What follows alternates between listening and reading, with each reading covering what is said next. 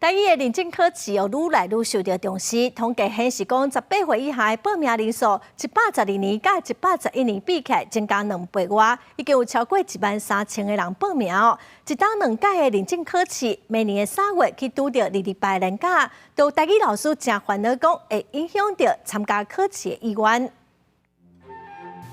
不管是伫学校上台语课，也是普通时啊做伙读台语囡仔册，这几年哪来哪侪囡仔愿意学习台语，报名认证考试。根据认证中心统计，111年18岁以下的报名人数是6528个人，到112年人数来到13568个人。每年3月考试到11月15拢会使报名。不过最近有国校的台语老师是表示讲，考试日期经伫218连假迄礼拜。 恐惊会影响家长带囡仔参加的意愿。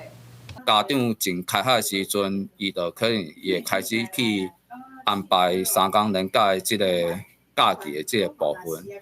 啊，基本上囡仔对即种要考试，就是学校足大力甲伊鼓励得着。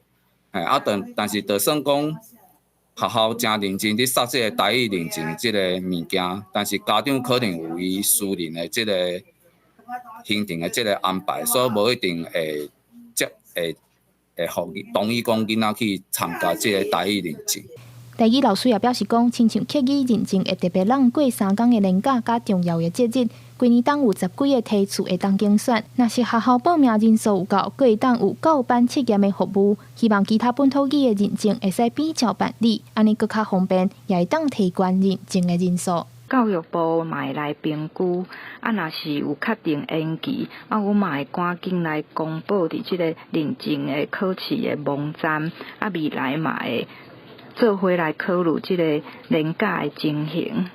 另外，教育部也表示，对110年开始，针对团体报名人数较侪的学校，若是学校愿意，设备也符合规定，教育部会安排学生直接伫学校考试。未来若是有增加梯次的需求，教育部会评估是毋是要来调整。记者张家佳、曾俊佑台北报道。